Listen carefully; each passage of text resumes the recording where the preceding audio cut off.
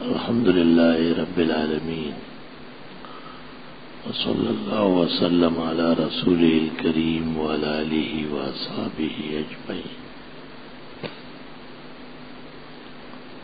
أما بعد فأعوذ بالله من الشيطان الرجيم. بسم الله الرحمن الرحيم. ما أصاب من مصيبة إلا بإذن الله ومن يؤمن بالله يهد قلبه والله بكل شيء عليم. وأطيعوا الله وأطيعوا الرسول فإن توليتم فإنما على رسولنا البلاغ المبين. الله لا إله إلا هو وعلى الله فليتوكل المؤمنون. يا أيها الذين آمنوا إن من أزواجكم وأولادكم عدوا لكم فاحذروهم وإن تعفوا وتصفحوا وتغفروا فإن الله غفور رحيم. إنما أموالكم وأولادكم فتنة والله عنده أجر عظيم. فاتقوا الله ما استطعتم واسمعوا وأطيعوا وأنفقوا خيرا لأنفسكم ومن يوق شح نفسه فأولئك هم المفلحون. إن تقرضوا الله قرضا حسنا يضاعفه لكم ويغفر لكم والله شكور حليم. عالم الغيب والشهادة العزيز الحكيم. قال رسول الله صلى الله عليه وسلم بادروا بالأعمال فتنة كقطع الليل المظلم يصبح الرجل مؤمنا ويمسي كافرا ويمسي مؤمنا ويصبح كافرا يبيع دينه بعرض من الدنيا. اللهم صل وسلم على عبدك ورسولك ونبيك محمد أحمد وعلى آله وأصحابه وبارك وسلم عليه. دنیا کو اللہ تعالیٰ نے مختلف چیزوں کا مجموعہ بنایا ہے. اس میں کچھ حالات انسان کے پسند کے اور خوشی کے پیش آتے ہیں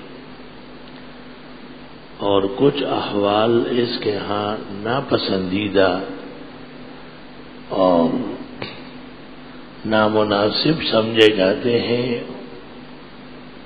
وہ بھی اس سے متعلق ہوتے ہیں.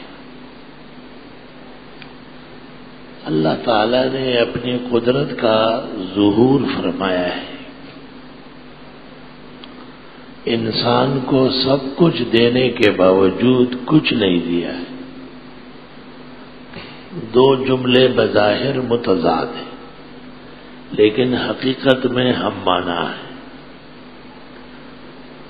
یہ انسان جب اپنی انسانیت کے نشیب و فراز میں آتا ہے تو یہ ایک جوان ہے، طاقتور ہے. اس کو بھوک لگتی ہے، پیاس لگتی ہے، غذا ضروریات زندگی اللہ اس کو پہنچاتا ہے. یہی انسان جب جسم کے کسی حصے کے عارضہ میں مبتلا ہو جاتا ہے اور کچھ دیر گزرے اور اس کو افاقہ نہ ہو تو یہ ہمت کا سارا ہتھیار رکھ لیتا ہے. عزم اور حوصلہ ہارنے لگتا ہے. اگر یہ بادشاہ وقت بھی ہو تو طبیب و حکیم اور مشورے کا محتاج ہوتا ہے.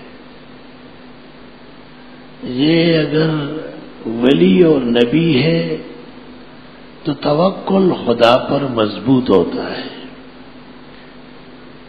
یہ تو سمجھ لیتا ہے کہ ہوگا وہی جو اللہ چاہے گا. یہ ایمان کے درجے میں انبیاء کا بہت پختہ عقیدہ ہے اور انبیاء کی برکات جن کو جتنی حاصل ہو اتنا ہی ان کا عقیدہ پختہ ہوتا ہے۔ پیغمبروں کے پاس وحی آتی تھی، اس میں آنے والے حالات ہوتے تھے، اور سینکڑوں چیزیں جو نبی کو درکار ہوتی تھی خدا تعالی سے ذکر تک نہیں کر سکتے تھے۔ جیسے ایک بادشاہ کسی وزیر پر بہت مہربان ہو، وہ اپنے شاہی خزانے سے سب کچھ دینے کے لیے تیار ہو، لیکن وزیر باوفا کو خود مطالبہ کرنے کا کوئی حق نہیں۔ اس کے گھر میں بیماری ہے، اس کی اولاد پیدا ہوتی ہے اور مر رہی ہے، اور جب ایسا کوئی موقع آیا تو دو باتیں کہی گئی۔ ایک بات یہ کہی گئی کہ حیات اور ممات، عزت اور ذلت، یہ صرف خدا کے اختیار میں ہے۔ اللہ تعالیٰ نے یہ اختیار آسمان و زمین کی کسی مخلوق کو نہیں دیا ہے، اور یہ آیت نازل ہوتی ہے پیغمبر پر تو سب سے پہلے وہ سمجھ لیتا ہے کہ میرا اس میں کوئی اختیار نہیں۔ لیس لک من الامر شیء او یتوب علیہم او یعذبہم فانہم ظالمون۔ آپ کو ان کو معاف کرنے کا یا سزا دلانے کا کوئی اختیار نہیں۔ یہ رہے گی، اختیار کس کو ہے؟ وَلِلَّهِ مَا فِي السَّمَاوَاتِ وَالْأَرْضِ، جس کے اختیار میں آسمان و زمین اور اس کی ہر چیز ہے۔ یغفر لمن یشاء، جس کو چاہے معاف کرے، وَيُعَذِّبُ مَن یشاء، سزا دے جس کو چاہے۔ اللہ غفور الرحیم، اللہ تعالیٰ بخشنے والا رحم والا۔ اشارہ ہے کہ پکڑ کم ہے اور معافی زیادہ ہے تو نظام چلتا ہے، اور جب پکڑ بڑھ جائے گی اور رحم و کرم روک لیا جائے گا تو قیامت غالب ہو جائے گی۔ غصے میں آسمان کو بھی پھینک دیں گے، زمین کو بھی توڑ دیں گے۔ یوم تبدل الارض غیر الارض وَإِذَا الْجِبَالُ نُصِفَتْ، اور یہ بڑے بڑے پہاڑ روئی کے گالوں کی طرح اڑتے جائیں گے۔ وَتَكُونُ الْجِبَالُ كَالْعِهْنِ الْمَنْفُوشِ وَإِذَا الْبِحَارُ سُجِّرَتْ، اور یہ جو سمندر ہے اس سے دھواں اٹھے گا، اس کا پانی ایسا جوش مارے گا کہ اس کے دھوئیں آسمان تک پہنچیں گے۔ کسی نہر کا پانی گرم ہو جائے بہت زیادہ، چشموں کا پانی گرم ہو جائے تو ہلاکتیں شروع ہو جاتی، اور جب سمندر پوری دنیا کے پانی کا معدن ہے اور اس میں قرآن کہتا ہے کہ ایسا جھونکا جائے گا کہ اس کی بھڑاس اٹھے گی۔ وَإِذَا الْقُبُورُ بُعْثِرَتْ، اور قبروں کو تس نس کر دیا جائے گا۔ زمین میں سوئی رکھنے کی جگہ نہیں، جہاں کسی نہ کسی طرح قبر نہیں، کوئی جگہ روئے زمین میں ایسی نہیں ہے۔ حکم یہ ہے کہ جب صدی گزر جائے، قبروں کے پہچاننے والے نہ رہے، لوگوں کے دل سے کرائیت ختم ہو جائے، وہ دوسرے آنے والوں کا باغ ہے، ان کی کھیتی ہے، ان کی مارکیٹ اور اسمبلیوں کی جگہ ہے، ان کو کیا پتا ہے؟ پوری زمین کو ہلا دیا جائے گا۔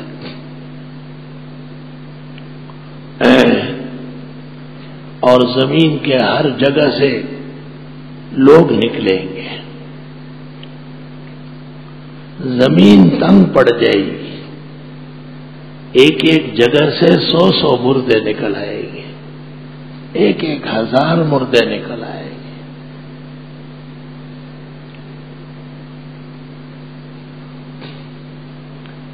حدیث میں ہے کہ جبل ابی قبیس اور حتیم کے درمیان 500 انبیاء کی قبریں ہیں،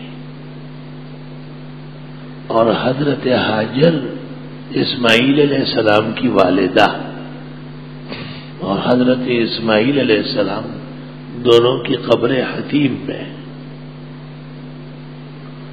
حتیم فرش ہے، اس پہ طواف ہوتا ہے، مسلمانوں کی عبادت گاہ ہے قیامت تک کے لیے۔ قبروں کی حیات جب ختم ہو جائے، احکام ختم ہو جاتے ہیں۔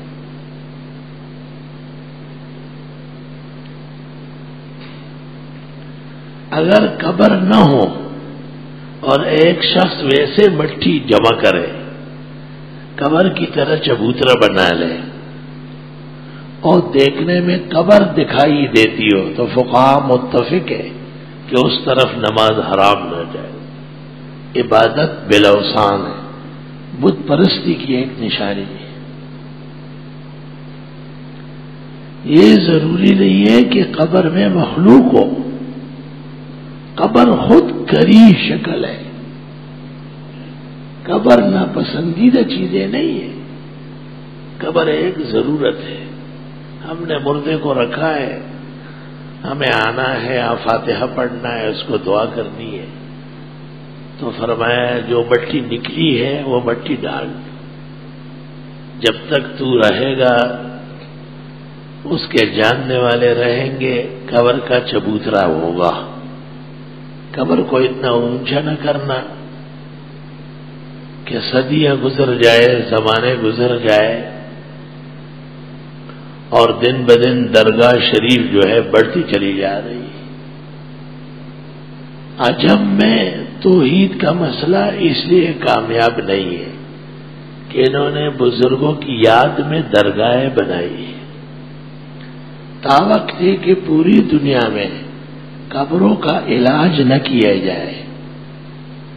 ناممکن ہے کہ توحید کا مسئلہ بیان ہو جائے۔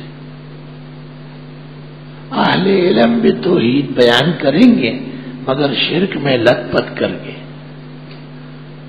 روٹی کو جب خون کے قطرے لگ جائے اور دودھ کو مود کے قطرے گر جائے تو آدمی کہتے ہیں پھینکو۔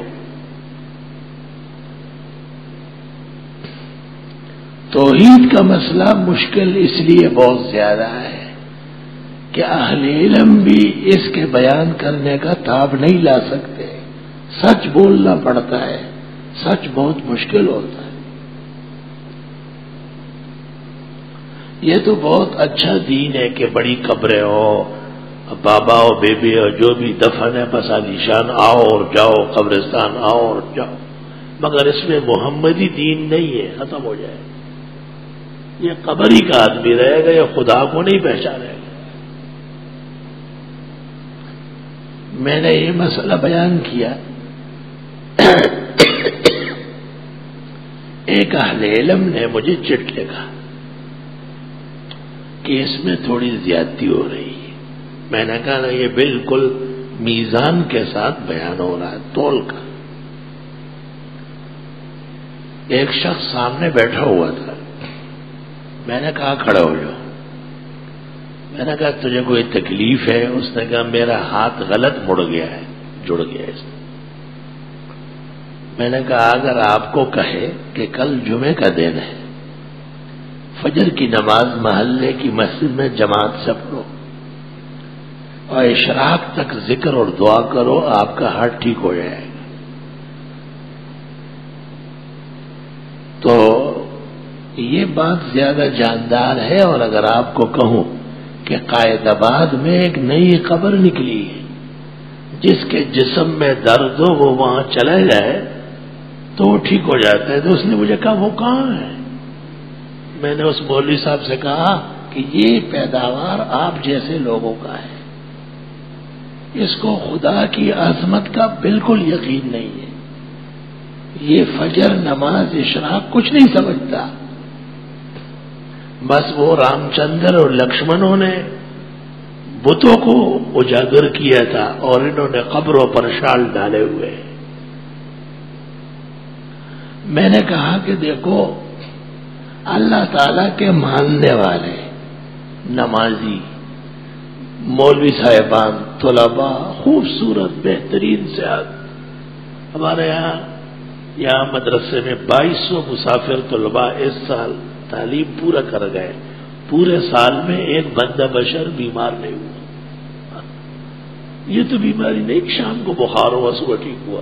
بیماری اس کو کہتے ہیں کہ مدرسے میں تعلیم رک جائے, اس کا نقصان ہو جائے, اسپتال ڈھونڈنا پڑے, ڈاکٹر بدلنا پڑے. مایوسی کی اس طرح کوئی واقعہ نہیں ہوتا.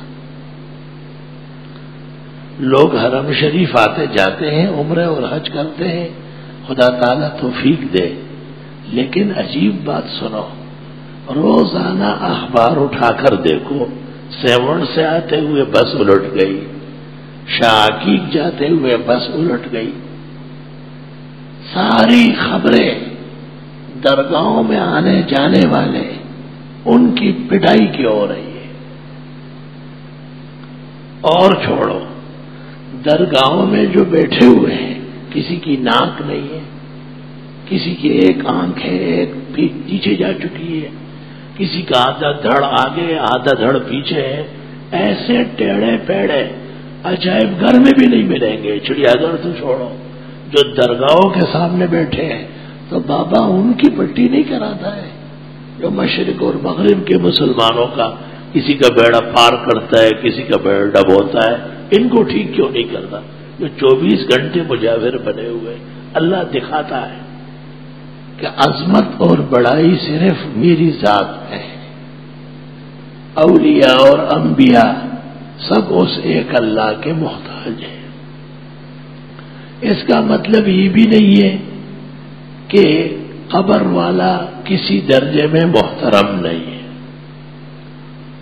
قبر والے ہمارے والدین ہیں, ہمارے اساتذہ ہیں, ہمارے مشائخ ہیں. انہوں نے ہم کو یہی راستہ بتایا ہے. اور قبر والوں کے لیے پیغمبر نے کہا ہے کہ ان کے لیے دعائے مغفرت کرو. بات یہ ہوئی ہے, یہ کہیں روایت نہیں آئی کہ ان سے تم اپنے لیے دعا کراؤ. یہ کوئی ماں کا بیٹا دکھائے میں انعام دیتا ہوں. پورے اسلام میں ایک روایت ضعیف سند کے ساتھ بھی نہیں ملے گی. ایسا پختہ دین ہے. اور ایسا کیسا ہو سکتا تھا جبکہ 1,24,000 انبیاء ایک ہی مسئلے کو سمجھانے آئے ہیں کہ اللہ لا الہ الا ہو, اللہ ہی حاجت روا و مشکل کشا اور عبادت کا لائق ہے. وعلی اللہ فلیتوکل المؤمنون, اسی اللہ پر بھروسہ کرنا چاہیے مسلمانوں. دیکھو یہ جو کلمہ ہے لا الہ الا اللہ محمد الرسول اللہ, اس میں 2 عقیدے ہیں. ایک اللہ تعالی کی بڑائی کا اور دوسرا جناب رسول اللہ صلی اللہ علیہ وسلم کی صداقت رسالت کا. اللہ تعالی کے نبی سے کسی کو کمال محبت ہو مگر توحید نہ ہو, عقیدہ صحیح نہ ہو تو بھی غلط. یہود و نصارا اپنے پیغمبروں سے بڑی محبت کرتے تھے کافر. ان الذین کفروا من اہل الکتاب, یہ کتابی کافر ہیں, کتابیں پڑھتے ہیں پھر بھی مسلمان نہیں. اور اگر کوئی شخص لا الہ الا اللہ پڑھ لے اور حضرت صلی اللہ علیہ وسلم کی رسالت نبوت میں شک کر لے تو وہ بھی کافر قطعی ہے. جناب نبی کریم صلی اللہ علیہ وسلم کو اللہ نے اپنے تعارف کرنے کے لیے صادق مصدوق بنا کر کے بھیجا ہے. حضرت کی شان اور مرتبت عبدیت کی ہے, آپ بندہ ہے. اشہد ان محمدن عبدہ ورسولہ, آپ کی رسالت برحق ہے, اس پر ایمان لانا قطعی ضروری ہے. یہ جو لا الہ الا اللہ محمد الرسول اللہ ہے، اس کے پڑھنے اور عقیدہ رکھنے کے بعد سینکڑوں سال کا کافر مسلمان ہو جاتا ہے۔ اس مسلمانی میں یہ بات داخل ہے کہ وہ پورے قرآن کو آسمانی کتاب کہے اور مان لے۔ اگر کوئی شخص یہ کلمہ پڑھ لے اور وہ کہے مجھے قرآن کی ضرورت نہیں ہے، تو یہ کلمہ پڑھنا معتبر ہوا؟ ہرگز نہیں۔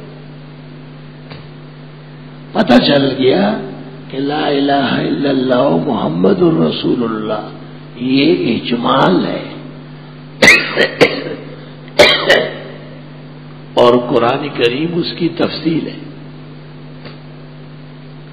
ہر عام و خاص کے لیے اجمال کافی ہے، اور اجمالی عقیدہ اللہ کی کتاب کا اور نبی کے برحق رسول ہونے کا رکھنا ضروری ہے۔ اگر کوئی شخص لا الہ الا اللہ محمد الرسول اللہ پڑھتا رہے، قرآن پاک کو آسمانی کتاب کہے، لیکن حضرت صلی اللہ علیہ وسلم کو رسول نہ کہے یا آپ کو خاتم النبیین نہ مانے، تو یہ بھی مسلمان نہیں، کیونکہ لا الہ الا اللہ میں محمد الرسول اللہ شامل ہے، اور اس کی تفصیل جب قرآن کرتا ہے تو محمد الرسول اللہ حضرت کی رسالت کا اعلان ہو رہا ہے۔ تو اب سمجھانے کے لیے تعبیر اس طرح بنی کہ لا الہ الا اللہ محمد الرسول اللہ اپنے اجمال اور تفصیل کے ساتھ زبان سے پڑھنا اور دل سے عقیدہ رکھنا، یہ پورا اسلام ہے۔ پورا اسلام۔ پورے اسلام کا لفظ کیوں پڑھایا؟ قرآن کریم کا نزول تو فاتحہ سے والناس تک ہے، مگر جناب رسول اللہ صلی اللہ علیہ وسلم 40 سال کی عمر کے ہوئے تو وحی آ گئی، قرآن آنا شروع ہوا۔ قرآن شریف اللہ تعالیٰ نے کسی فرشتے کے ذریعے کعبے کی چھت پہ نہیں رکھوایا کہ یہ لوگوں اٹھا کے لے جاؤ، تو ایسا نہیں ہے۔ قرآن کریم اللہ تعالیٰ نے فرشتوں کے جرمٹ کے ساتھ اتار کر مقام ابراہیم اور حجر اسود کے بیچ میں نہیں رکھوایا کہ 70,000 فرشتے دائیں ہوں 70,000 بائیں ہوں اور پھر کہے اے لوگوں اپنی ہدایت کی امانت سنبھال لو۔ نہ، ایک ہستی ان کی قوم قبیلے نسل میں پیدا کی، وہ ان کے آباء و اجداد کو جانتے تھے، اور اس ہستی میں انسانی شرافتیں سب جمع کر دی اور انسانی عیوب اور قبائح سارے ہٹا دیے۔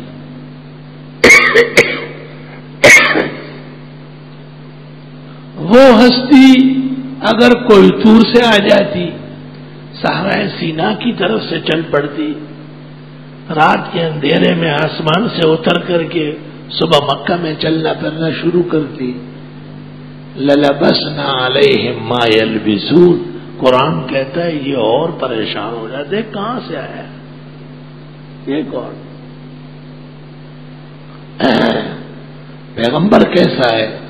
مَا لِهَذَا الرَّسُولِ يَأْكُلُ الطَّعَامَ وَيَمْشِي فِي الْأَسْوَاقِ، ان کے ساتھ اٹھتے بیٹھتے تھے، بچے جوان ہو گئے جیسے اور بچے جوان ہوتے ہیں، قوم قبیلہ خاندان باپ ماں دادا دادی نانا نانی دونوں طرف سے سب جانتے ہیں۔ قرآن کریم کے دینے میں دیر کیوں کی؟ اس لیے کہ حضرت تسلیم ہو جائے، حضرت کی عظمت انسانی عظمت اور انسانی شرافت ہر شخص کی زبان پر دل میں اتر جائے. وہ خود تو پانی کی جگہ شراب پیتے تھے مکے کے مشرک. تجارت کو بےغیرت ہی کہتے تھے کہ بےغیرت آدمی تجارت کرتے، بہادر تو چین کے کھاتا ہے.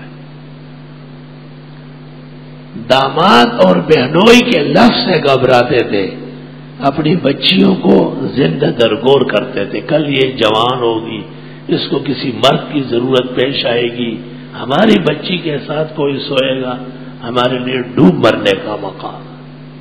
مارو ایسے، پہلے ہی دن اس کو مٹی کے نیچے دفناؤ. قرآن پاک نے اس پر کہا ساء ما یحکمون. کتنی غلط باتیں کرتے ہیں، یہ کرنے کا کام تھا. اور مورتیوں کے اتنے شوقین تھے، تصویروں کے، کہ ہمارے زمانے کے سیاستدان بھی اتنے نہیں ہوں گے.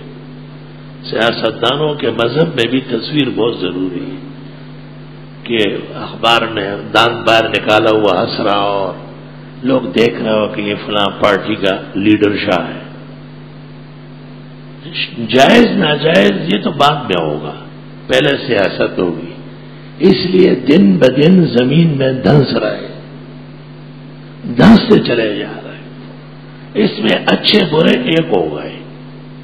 جن سے خیر کی توقع ہے وہ ذرا مکروہ سمجھ کر یار کیا کریں، مجبوری ہے، ہماری میڈیا کا مسئلہ ہے، مغرب ویسے ہی ہم کو نہیں مانتا ہے، تصویر بھی نہ ہو پتہ ہی نہیں چلے. 100 باتیں سرا ایک کہ غلط کام غلط ہوتا ہے، کوئی بھی کام.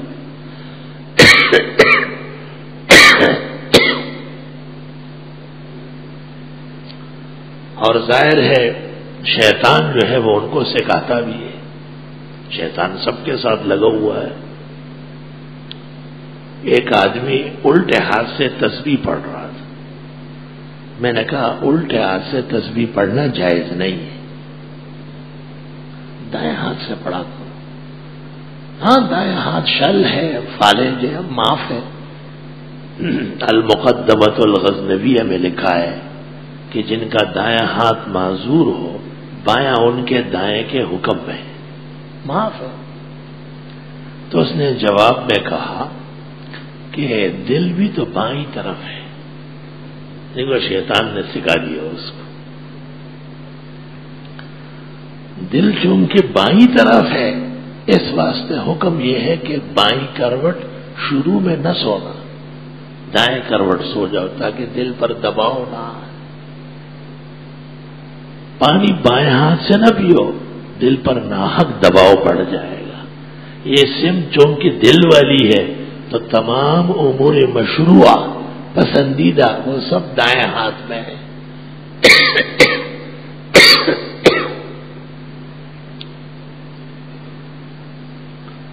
شیطان نے مشرکین کو بھی قسم قسم کی باتیں سکھائی.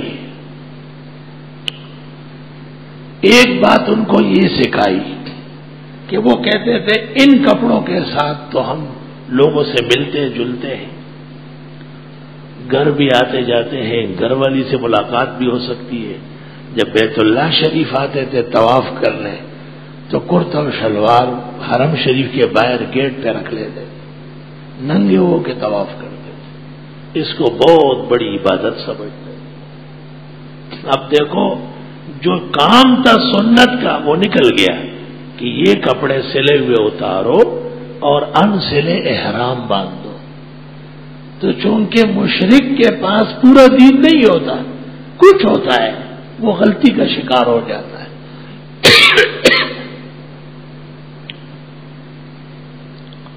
انہوں نے دیکھا کہ کعبے کی دیوار میں ایک پتھر نصب ہے، اس کا نام ہے الحجر الاسود.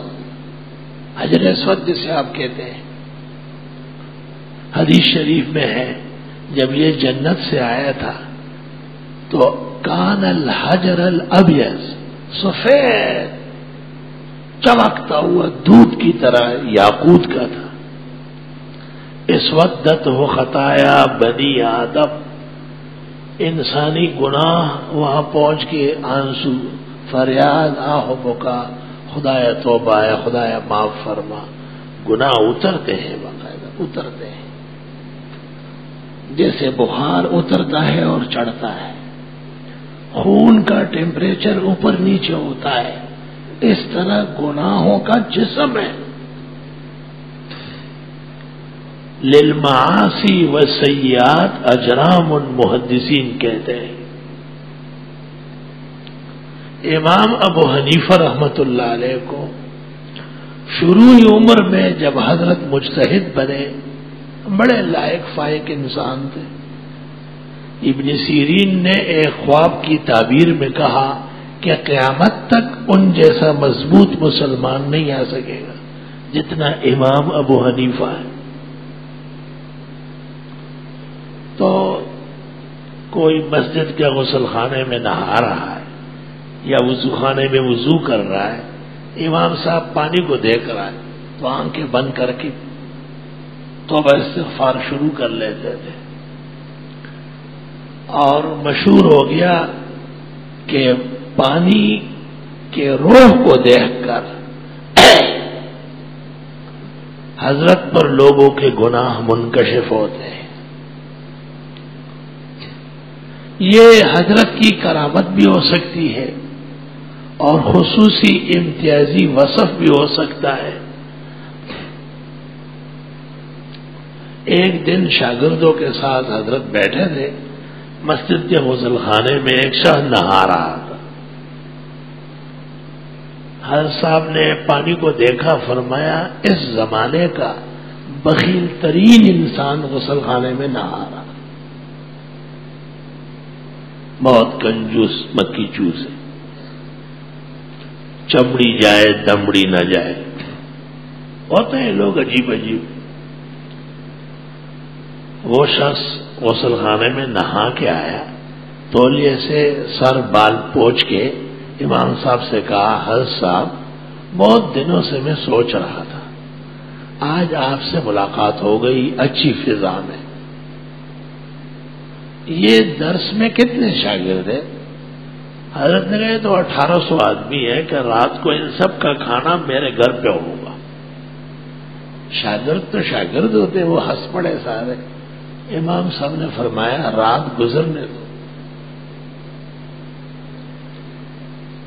یہ ابخل الناس، کائنات کا بدترین کنجوس۔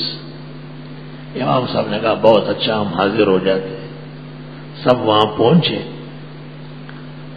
کھانا کھایا گیا یا ابھی شروع بھی نہیں ہوا۔ اس نے کہا سب سے پہلے ایک بات سن لو کہ اس کھانے پر اتنا خرچہ آیا ہے، میرا شوق دعوت کا تھا، پیسہ دینے کا نہیں تھا، یہ آپ لوگ پہلے ادا کر لیں تاکہ میرے دل سے غبار اترے۔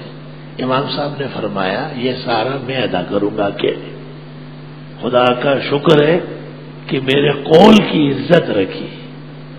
15ویں صدی میں بھی کوئی ایسا بخیل پیدا نہیں ہوا جو مہمانوں سے کہے کہ آپ نے کھانا کھایا ہے، لہذا پیسے دو۔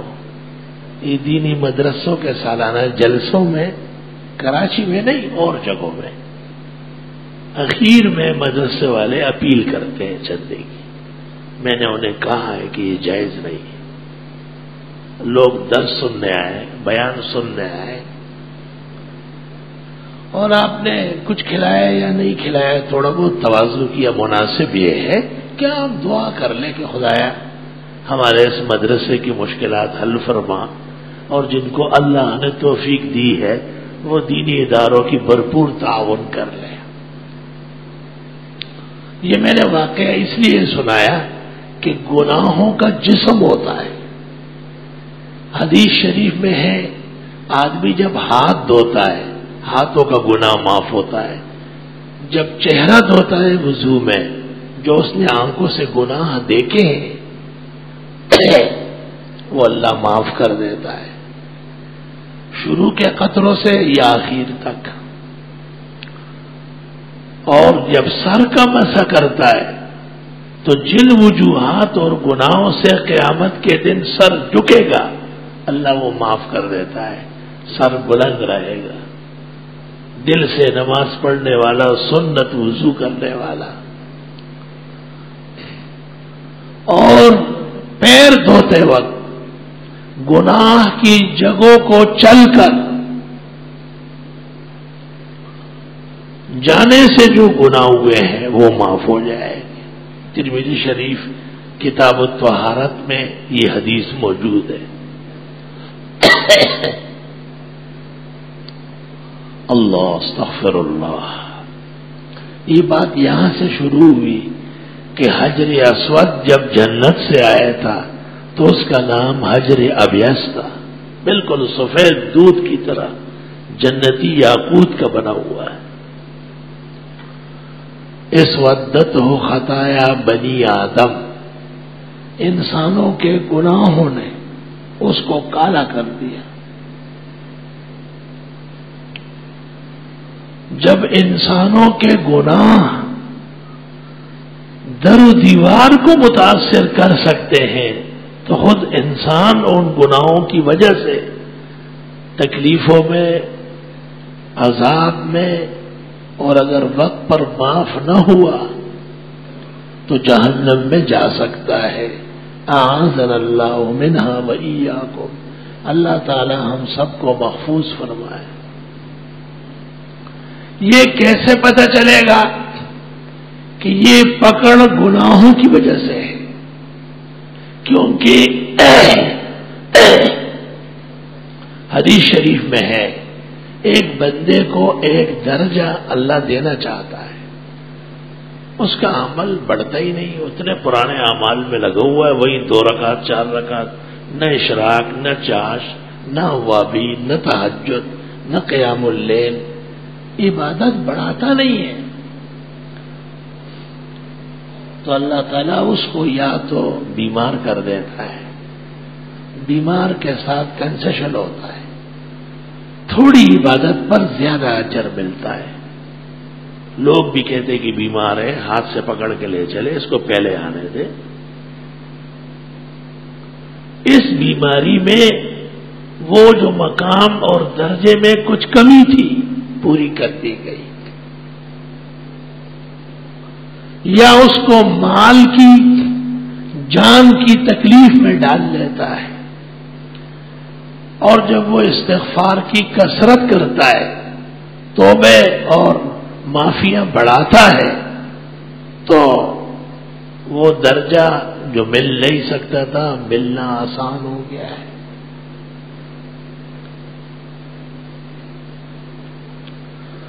اللہ اکبر۔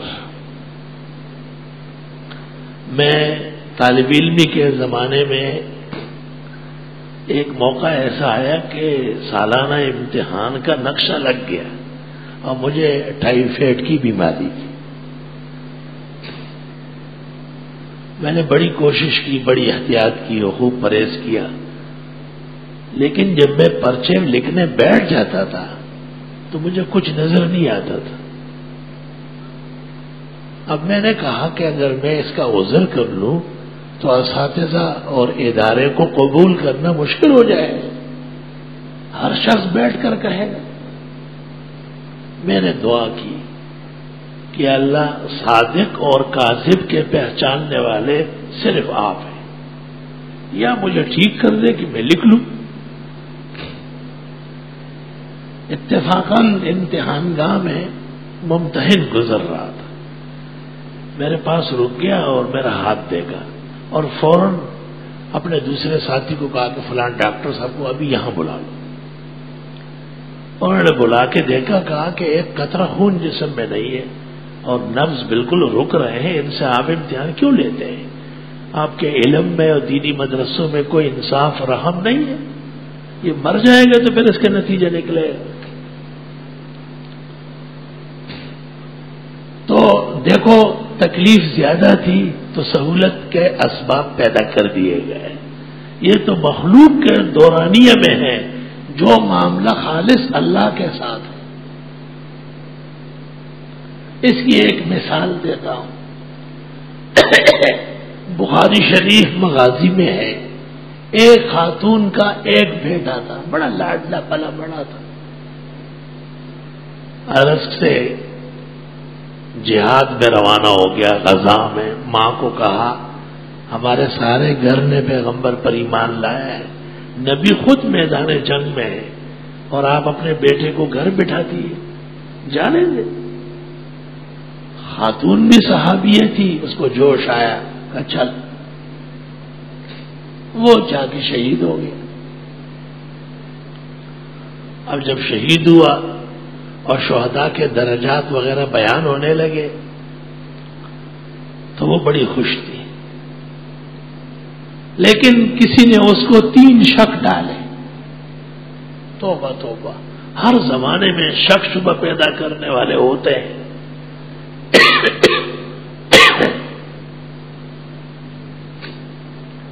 قسم قسم کے شک شبے.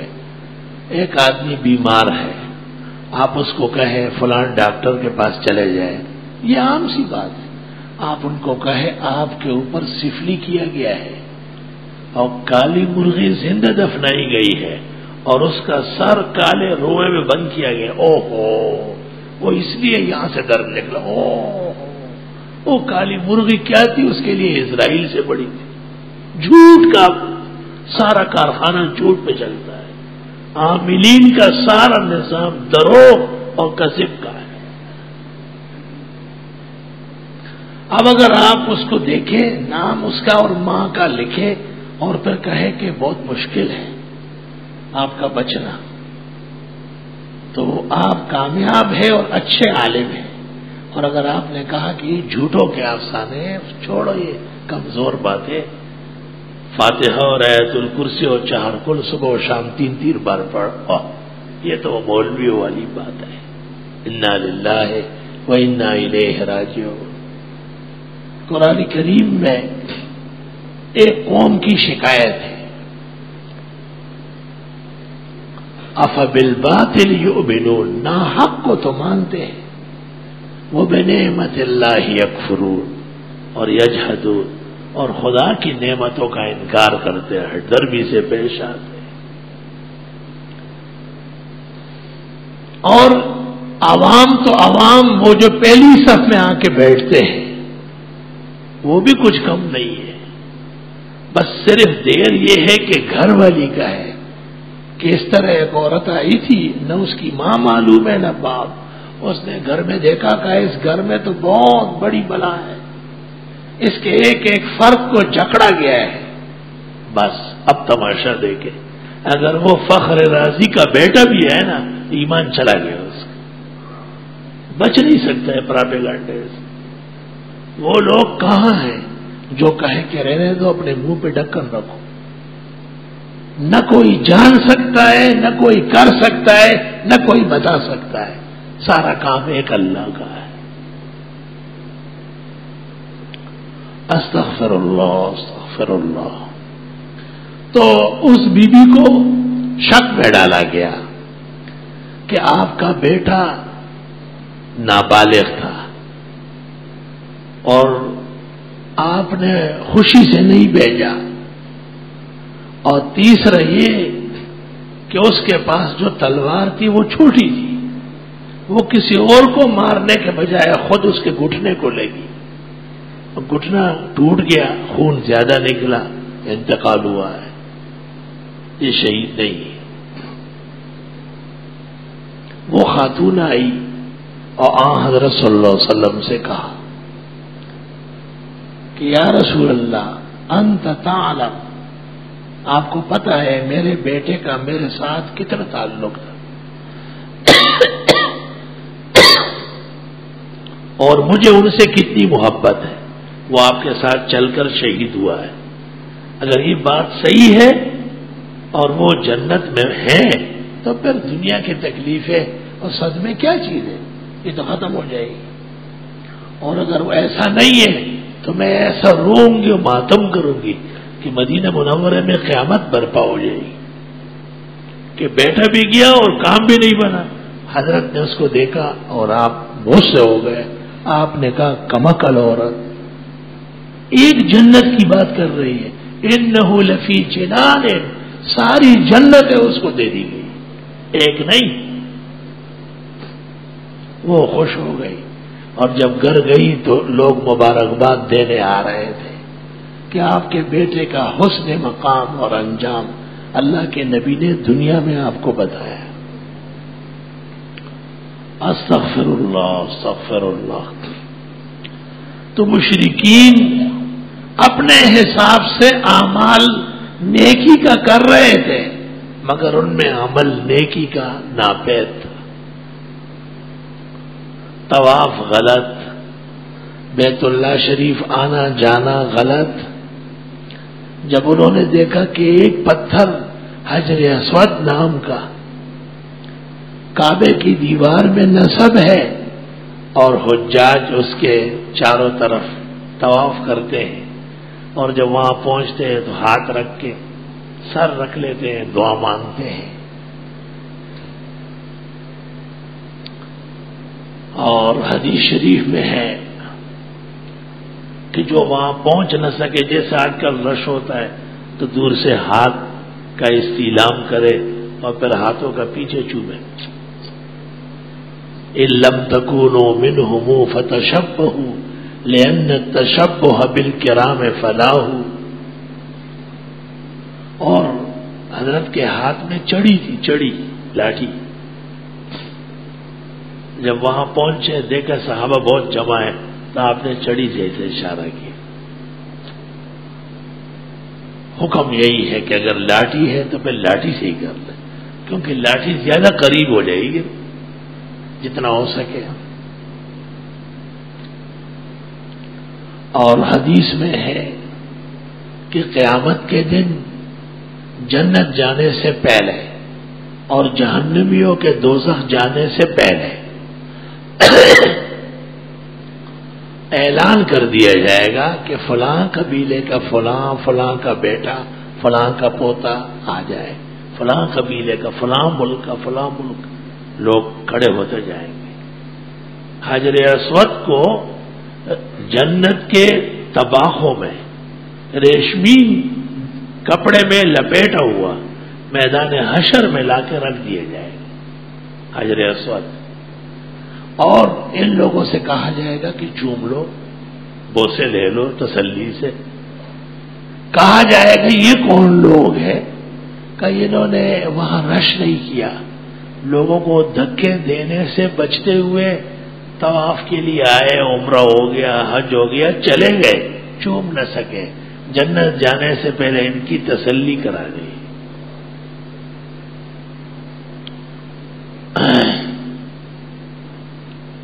کتنا بڑا مقام ہے۔ بعض روایات میں ہے کہ حجر اسود اللہ تعالیٰ کا دایاں ہاتھ ہے، اس کو ہاتھ لگانا اور چومنا یہ ایسا ہے جس طرح باری تعالیٰ سے کوئی مصافحہ کر۔ یہ خوشی کے لیے فرمایا، خوش کرنے کے لیے، بشارت ہے، تسلی کے لیے۔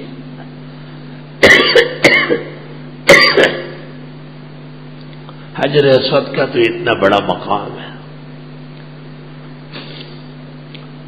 اور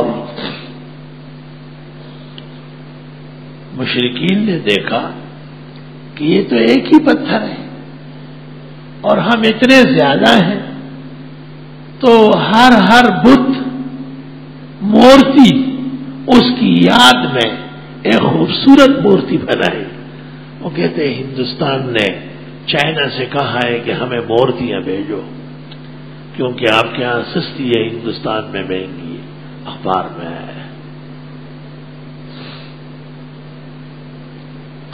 اب تو ہمارے لوگ بھی بہت نرم ہو گئے، ان کو اپنے برابر سمجھتے ہیں، یہ نہیں سمجھتے کہ وہ ایک جھوٹا زمین پر بنایا ہوا ناحق مذہب ہے، اور اسلام آسمان سے نازل ہونے والا، قیامت تک رہنے والا، اور سب لوگوں کو اس کی پابندی کرنے کی تاکید کرنے والا مذہب ہے۔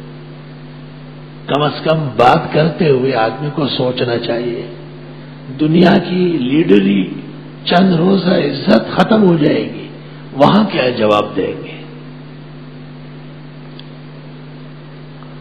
استغفر اللہ۔ تو مشرکین نے 360 مورتیاں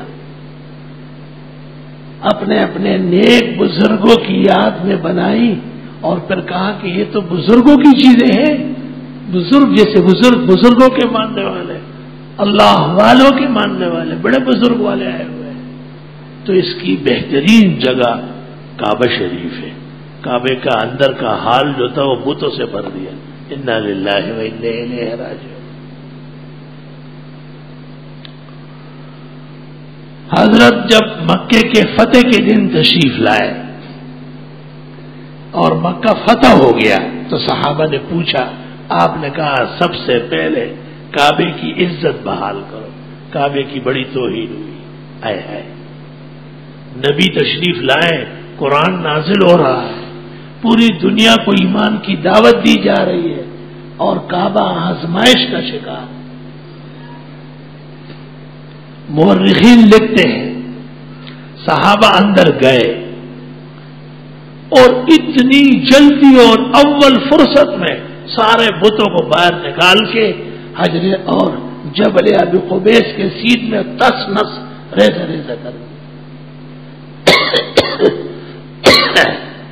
بتوں کی بھی کوئی حقیقت ہے، لا مذہب کی بھی کوئی حقیقت و احترام ہوتا ہے۔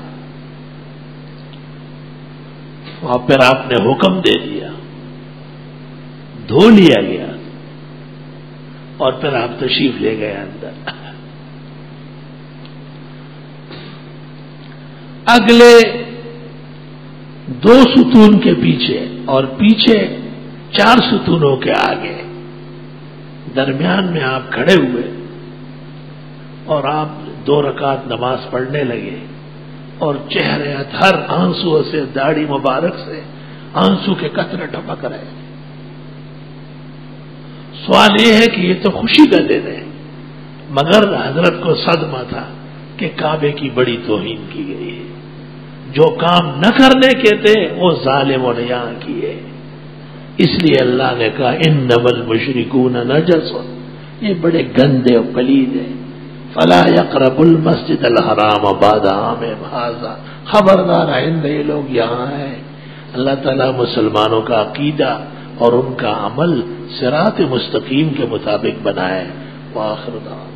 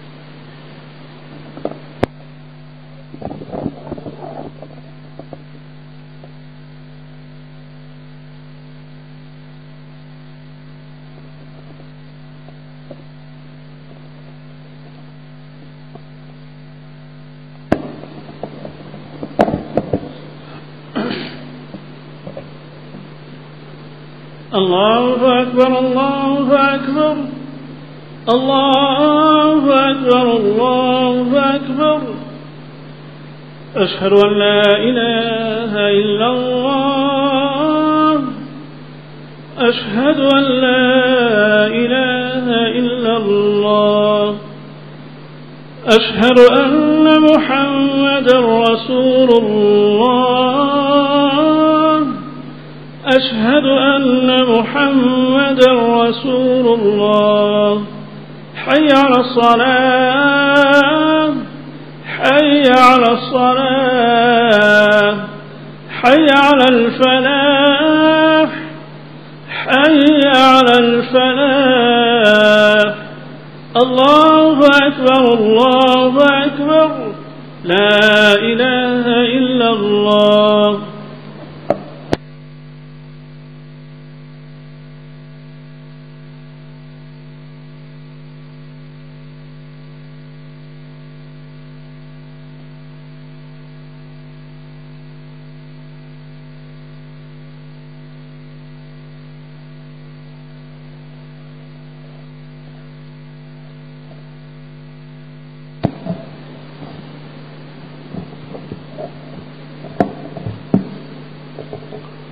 الحمد لله حمدا كثيرا وسبحان الله بكرة وأصيلا. الله أكبر كبيرا. أشهد أن لا إله إلا الله وحده لا شريك له وأشهد أن سيدنا ونبينا ومولانا محمدا أحمد عبده ورسوله صلى الله تعالى عليه وعلى آله وأصحابه وبارك وسلم. أما بعد فأعوذ بالله من الشيطان الرجيم. يا أيها الذين آمنوا اتقوا الله حق تقاته ولا تموتن إلا وأنتم مسلمون. وقال رسول الله صلى الله عليه وسلم من رأى منكم منكرا فليغيره بيده فإن لم يستطع فبلسانه فإن لم يستطع فبقلبه وذلك أضعف الإيمان. بارك الله لنا ولكم في القرآن العظيم ونفعنا وإياكم بالآيات والذكر الحكيم. إنه تعالى جواد قديم كريم ملك بر ورب رؤوف رحيم.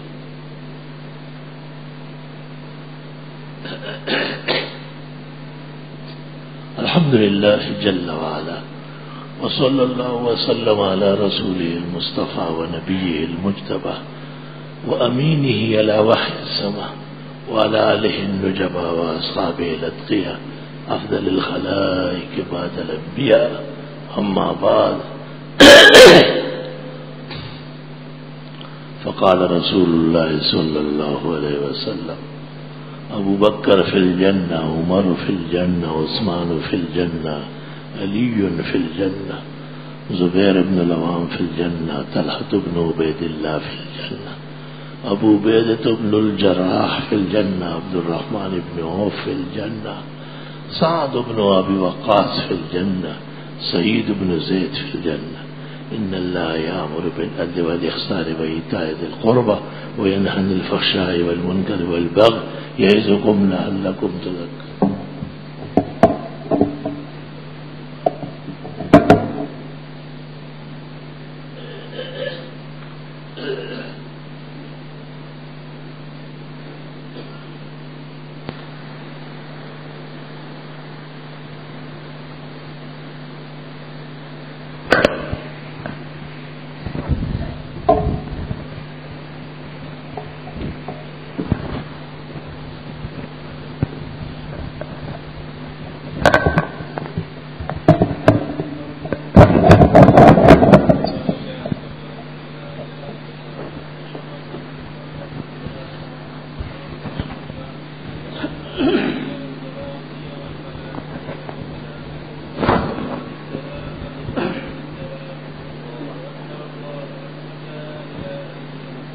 صفي فرمان. الله أكبر.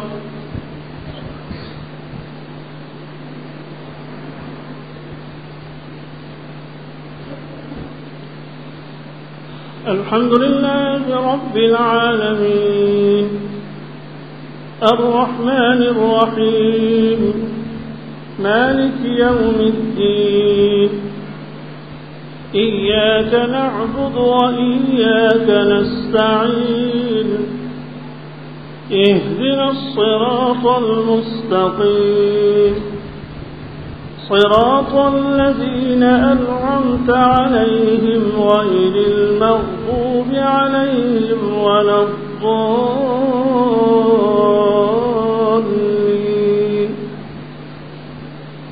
سبح اسم ربك الأعلى الذي خلق فسوى والذي قدر فهدى والذي أخرج المرعى فجعله غثاء أحوى سنقرئك فلا تنسى إلا ما شاء الله إنه يعلم الجهر وما يخفى ونيسرك لليسرى فذكر إن نفعت الذكرى سيذكر من يخشى ويتجنبها الأشقى الذي يصلى النار الكبرى ثم لا يموت فيها ولا يحيا قد أفلح من تزكى وذكر اسم ربه فصلى بل تؤثرون الحياة الدنيا والآخرة خير وأبقى إن هذا لفي الصحف الأولى صحف إبراهيم وموسى. الله أكبر.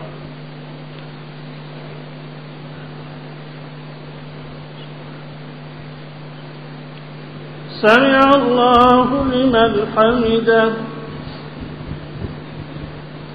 الله أكبر.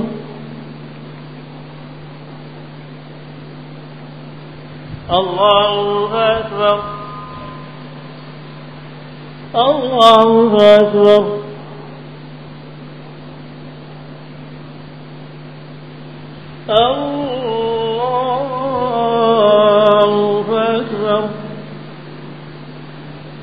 الحمد لله رب العالمين الرحمن الرحيم مالك يوم الدين إياك نعبد وإياك نستعين اهدنا الصراط المستقيم صراط الذين أنعمت عليهم غير المغضوب عليهم ولا الضالين.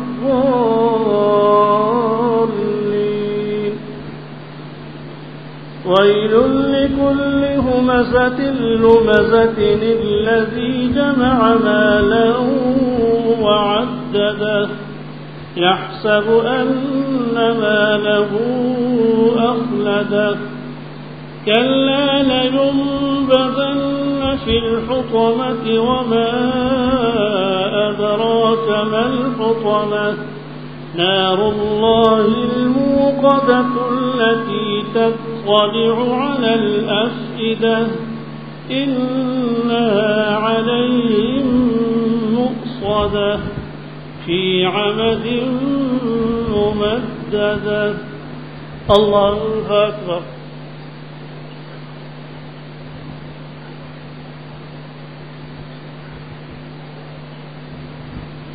سمع الله لمن حمده. الله أكبر.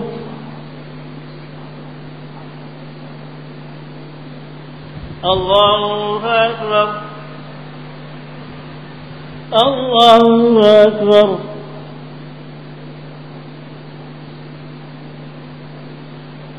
الله أكبر.